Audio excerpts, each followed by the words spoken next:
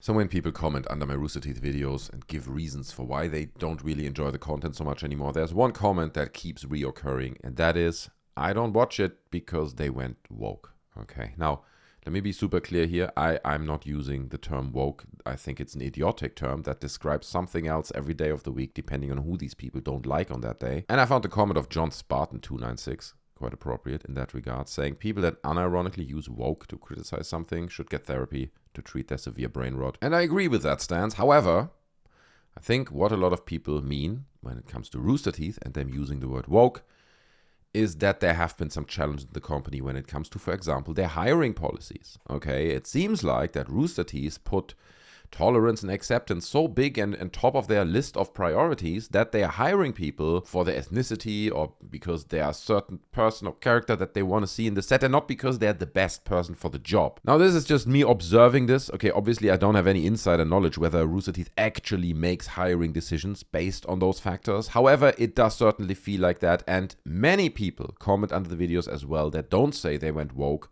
but they say, I don't like the new personalities. I just don't like who they're hiring. I don't care whether they're people of color or Asian or whatever they are. I just don't like them. I don't connect to the personality. So I think beyond just the term, they went woke, there is actually a point to be made about their hiring decisions. Independent of race or these people, they're just not connecting with the audience. At least when I look at the comments under my videos about the subject. Now, the second aspect that I think a lot of people struggle to articulate and instead just say they went woke is that Rooster Teeth used to be all about edgy humor. That was the brand. They were in your face. You never knew what was going to happen next. Sure, they might say something that really, really offends you or that almost disgusts you, but that's part of the brand.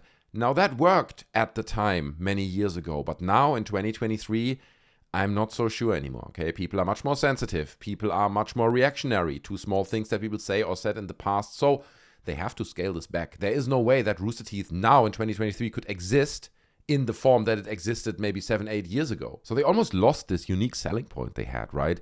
The sense of humor, of the personalities, and they had to scale it back. And it's definitely a valid point to make that something got lost there. I'm all in favor of tolerance and not offending other people and not stepping on their toes unnecessarily, but at the same time, I think there is a reasonable debate to have had on that when it comes to Rooster Teeth specifically. And then the last point that I think people mean when they speak about wokeness and say Rooster Teeth went woke is that Rooster Teeth has never been political, right? They never pushed their political agenda to the forefront of their content and so on, up until a certain point a few years ago, where it even went that far that I think Jack made a statement in some podcast or some show where he said, if you don't agree with our ideology or our politics, then just don't watch us.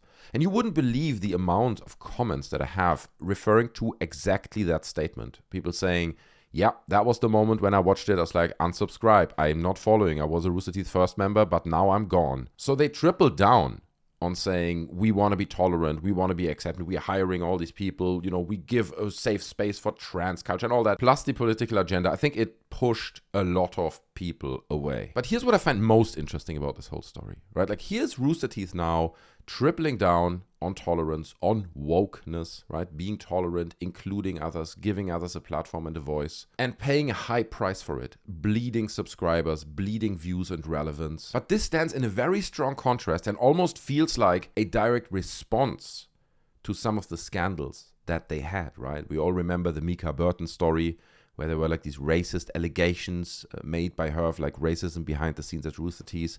The Kdin story, right? It was like transphobia going on where they had like nicknames, transphobic nicknames or homophobic. So it's stuff like that. There are these allegations in the room against Rooster Teeth. And yet here they are preaching equality, supporting trans rights, acceptance, and tolerance. You can't on one hand have these scandals and stories like that and allegations against your company and then come forward and preach tolerance, acceptance, and standing for trans rights and equality. These two things just don't work together very well, okay? So it all feels very hypocritical that they are now standing up bravely and try to stand for these values while paying a very high price for it. But I don't know. These are just my observations, okay? What are your thoughts on this? Leave your thoughts down in the comment section below. What was the aspect of Rooster Teeth that drove you away? Was it related to the new personalities? Was it the wokeness? Leave your thoughts on that down in the comment section below. I would appreciate to hear your thoughts. I hope you enjoyed the little video, and if you did, maybe join the conversation over on our Discord server. It's free. Link is in the description. I'm hanging out there. Many other people hang out there. You can make new friends, meet other like-minded people who also like to discuss Rooster Teeth and video games and politics. Whatever it is, join our Discord server, subscribe to the channel, and don't forget to smash the like button on your way out. I appreciate your time, and I'll see you in the next one. Take care of yourselves. I'm out. Bye.